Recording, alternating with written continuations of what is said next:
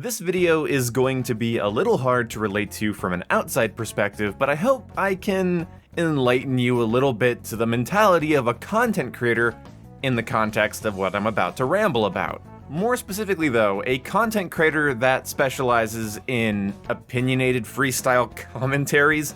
So basically someone who cares a little too much about what people on the internet think about video games. So let the ramble begin.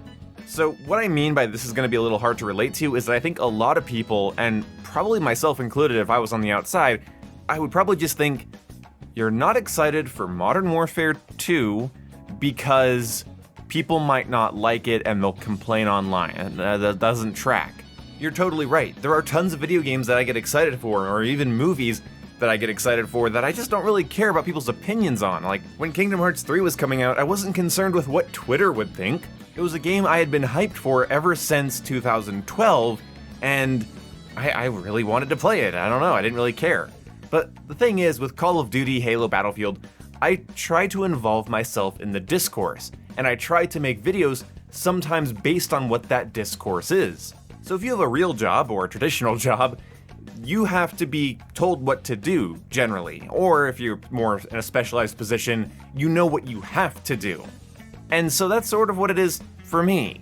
My perspective, much like yours, is sort of narrowed around what my daily tasks are, and mine are kind of weird. And so, yeah, it's a little hard to relate to probably, but maybe some of you are interested in content creation in the future, or you're trying to be a content creator right now, or maybe you're a larger channel than me and you just want to hear my opinion on why I'm not excited. So let's just get into this. It is no fun talking to stubborn, angry, short-worded people. And that's a lot of what I dealt with during Modern Warfare 2019's life cycle. And the same goes for a lot of different Call of Duties. When I liked or didn't like something about them, I often didn't get arguments, I got single-word phrases, I got ad hominem attacks, and while you could just say ignore toxic comments, some of this wasn't comments. Some of this was me interacting with other content creators on Twitter, like getting blocked by Nero Cinema because I was trying to tell him that Infinite Warfare did not have a pay-to-win weapon system, and I think I even linked him Exclusive Ace's video that was kind of proving my point, and I got blocked. Again, people are allowed to have their opinions, and I'm not here boo-hooing about the fact that some people don't like a Call of Duty game. That's not the point. The point is that when I go to, enter into the arena of conversation, what always deters me is who's in that conversation, and what are the loudest, most prominent voices? What terms and arguments and tired things are reoccurring the most? I realized later on that one of the sort of subtle jokes behind my just adapt line, and everyone's just adapt line, but I don't know, it's my line, I put it on a t-shirt, you didn't, whatever. Anyway, the just adapt line is sort of fun because it's sort of like saying, modern door fair, or it's just modern camp fair, claymore fair, whatever.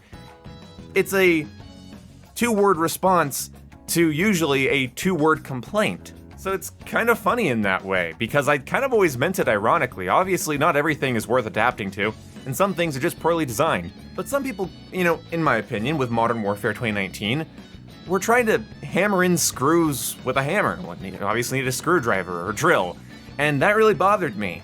People weren't adapting, and I did get kill streaks in singular rooms in public matches because people would just run in. They would tack sprint into the room I was in, and I would kill them, like 7 times.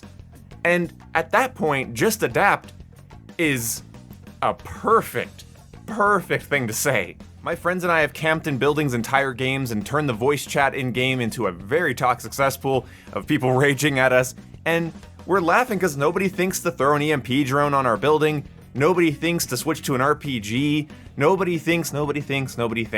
And it was awful how we were playing, but we sort of played that way to prove a point that nobody wants to be a little clever. They want to rely on their gun skill and their map awareness and just win. And just pin us in our spawn and win. So if we do something weird, unorthodox, if we camp in a weird spot, if we flank the same area over and over again, if we use weird weapons, if we use weird strats, people don't adapt to it. I remember making a team rage in Search and Destroy with my buddies because we were using thermals and smokes, but they refused to switch to Cold-Blooded, and we made fun of them in game chat for not using Cold-Blooded. they literally were like, oh, we shouldn't have to, and you guys are assholes. Like, you could have, like, completely bamboozled us by using Cold-Blooded and some flashbangs, or, you know, do the combo back to us so you look through our smoke at us with a thermal, but they never did, and they lost the game, and they bitched at us the entire time. And I have to wonder how many of those types of people are the ones on Twitter that complain about how bad the game is. These are the types of things I would talk about. And I wouldn't be argued with, I wouldn't be discussed with. It was, you're wrong, you're a camper, get good, games for scrubs, games for noobs. Joe Saycott said there were safe spaces. And my point about that has always been, Joe Saycott could have said power positions, and people probably wouldn't have cared, even though a power position is roughly a safe space, because if it's not safe, it's not a power position, it's just an area, I guess. So he said safe spaces in an interview, and everyone decided that the entire game's philosophy must have been designed around that, and that's how it is. And every time I die from somebody who's in cover or holding still, it's because Joe Saycott said that one thing in the interview, cat's out of the bag, we know why the game is bad.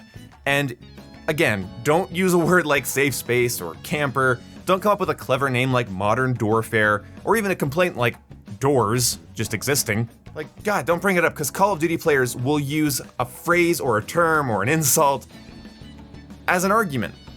And it got bad. I mean, 8 Thoughts was doing a petition to get Joe Saycott and Ashton Williams fired because the game wasn't good yet, and the game had been out for, I believe, under a month and a half, maybe it was 2 months, but it was around Christmas time, I know that, because I made a commentary about it at the time. And nobody likes to hear when I say, oh, I like to give a game until around, you know, February, March-ish, before I really start complaining and tearing into it or deciding whether or not I'm not going to talk about it, because I like to give the developers the holiday season and the launch rush to, you know, sort of get their head out of their ass, and sometimes they do and sometimes they don't. Modern Warfare 2019 was plagued with issues, but the reason I'm not excited as a content creator is that I made videos where I'd go into the pros and cons of Modern Warfare 2019.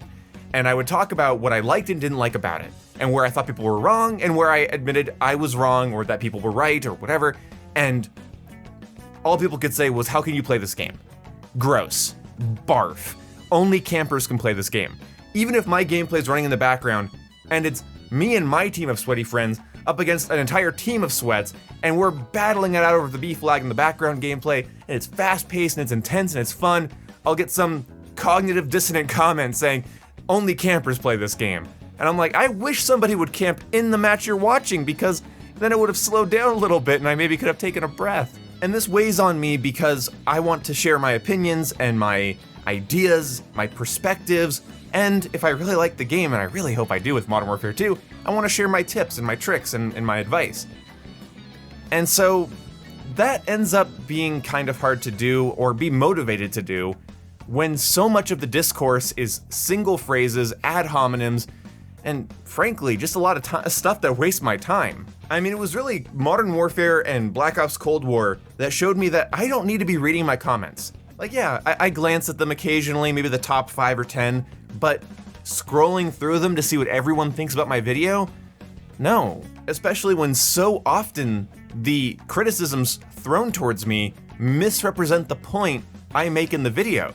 This happened to me very recently with Arma Reforger, where every comment seemed to be people telling me that I should go back to COD and I don't understand Arma and the game's gonna be great and you should pay for it because the devs need the money to make the game better.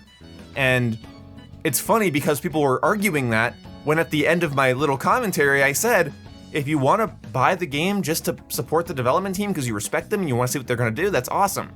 And yet people were telling me that that's what they should be able to do. Why would you tell me that when I told you that? I'm not excited for Modern Warfare 2 because I don't like the discourse around Call of Duty games, and Call of Duty players hold on to stigmas, like hardcore. Like even when Vanguard first came out, there were people complaining that they added doors to it, and I remember telling people during live streams and videos that the doors are completely destructible and they often don't hang on their hinges for very long. Back in MW 2019, I would share my opinion about doors or camping or the pace of the game, and it was completely disregarded. People would come into my live streams of Modern Warfare just to tell me that the game was campy, even if in that live streamed moment, the game was anything but. Even if in that live stream moment, it was very obvious that I was in a fast-paced, aggressive game. So that cognitive dissonance, those, few word phrases that are replacing arguments, no constructive feedback, no constructive criticism. And then, to top this video off, the worst thing ever, COD players that only play COD and think that every COD issue is just religiously attached to COD. And they don't realize that every AAA shooter deals with roughly the same issues of balance and bugs and hierarchies and matchmaking issues. And yeah, some of them are really severe. I stopped playing Vanguard for months because of their aim assist issue that was affecting primarily Xbox users. I think Cold War went from pretty bad to insufferable when people started abusing the fact that snipers had no flinch, and it took like 6 months for snipers to actually get flinch added to them. Yikes. And the COD community is so amped up and so angry all the time that any amount of pragmatism or, balanced point I try to share was perceived as sucking the game off and giving the developers too much leeway, even though I guess letting the developers have holidays and breaks before, the end of February, I guess is just a little crazy on my part, because, God forbid I understand that they're people. No matter how many times I criticized Modern Warfare, I was referred to as a fanboy. And then from those criticisms, some people thought I was either flip-flopping, or that I had turned against the game, or had come to see Jesus, in some way, and figured out that the game was garbage. Even though, I don't know if anyone knows this or remembers this part of my channel, maybe you were here, maybe you weren't, I skipped out on pretty much the entirety of Season 2 in Modern Warfare. I think I unlocked the 2 weapons and then dipped until Season 3, with very few play sessions going on. I got very, very tired of the game. But I feel like Season 3 is really where they hit their stride, and a lot of things were meshing and jiving really well. The balance between MW2019 content and Warzone content was solid, and I had a lot of fun, and I was a little bit more fresh-faced in the scene because, well, I got to take a little bit of a break, which is sometimes really good for appreciating a game that has flaws. And of course, every game does. So, this has been my messy little 12-minute ramble. If you enjoyed this for whatever reason, thanks, I guess. I'm not gonna ask you to leave a super thanks on this one, or to check my description, or to leave a like. I just wanted to vent this out and make this sort of public so that longtime viewers that watch everything I upload can maybe hopefully understand where I'm coming from a little bit. I'm incredibly excited for Modern Warfare 22. I'm already rolling my eyes as to the discourse surrounding things. If I just covered Call of Duty news or weapon stats or classes and I was just sort of that, it'd be one thing, but I like to dive into the community. And sometimes, I promise this is the final sentence of the video, sometimes it doesn't feel like it's really worth diving into. But hell, if I enjoy Modern Warfare 2, you guys are gonna see more than just opinions and rants from me. You're gonna see tips and tricks, best classes, map breakdowns, some advice, and a whole shit ton of live streams. Anyway, thank you guys so much for tuning in, and I'll see you when I see you. Sorry for the long ramble. Goodbye!